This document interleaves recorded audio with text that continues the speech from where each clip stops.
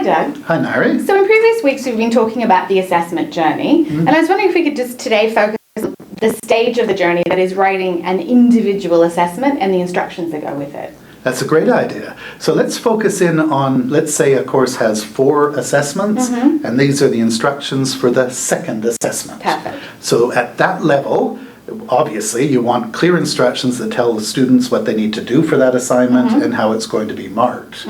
But ideally, you mentioned the word journey. Yeah. This is a journey. Yeah. So it's what simple things can we do to help them understand that. For example, this is the second assignment. Maybe there was a formative assignment that came before it that links to it. Okay. A few words in the instructions for this assignment that acknowledge that helps the student to understand the journey.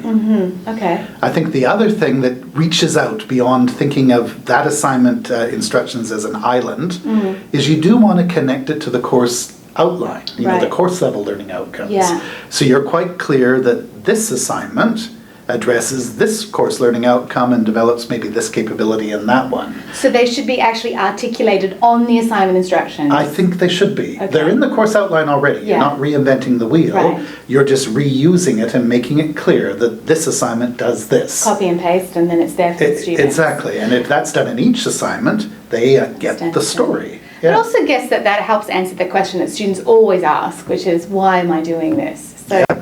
And that's the whole point. Right. Helping them to understand what they need to do and why they're doing it and how it's going to be marked. Yeah. So apart from the learning outcomes and the graduate profile capabilities, what else should be on the instructions? So I know that they have to be told this assignment is worth 30%. Anything else? Well, I think the key one, as we think about criterion referenced marking or assessment, is we should have the rubric there up front. So students know that you need to do this, and this is what you need to do to get an A. You know, these are the criteria. Right. You're going to develop those criteria anyway because you're going to use them to mark. Yeah. But make sure they're in the instructions. I think that's the big one. I guess that's fair for students. So they know it's worth 30%, but not only that, they know how to get an A or a B because it's in the description. Yeah, that gets back to the words in our first video. Fairness, transparency, clarity. Yeah.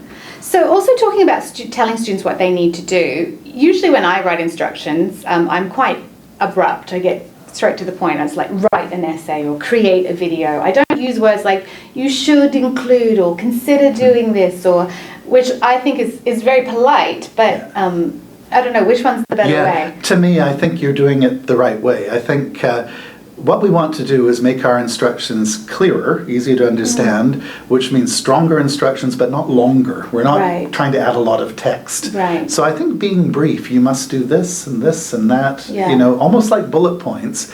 You're almost creating a checklist that students can go through that, have I done it? And at the end, they've got everything done. Exactly, I saw also at a previous semester, some of my colleagues used this thing about how to do well on this assignment and pitfalls to avoid. I kind of liked it, but I wondered if that's just spoon feeding the students a bit too much.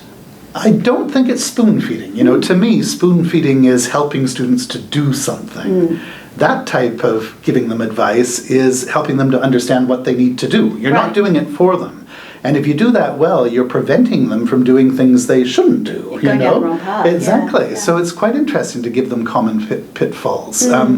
Thinking about my own marking, you know, I've done a lot of courses where you mark all these individuals, and then you write maybe a page of common feedback for all students. These are the main things people did well, and these are the main things they got wrong, which I think is really useful.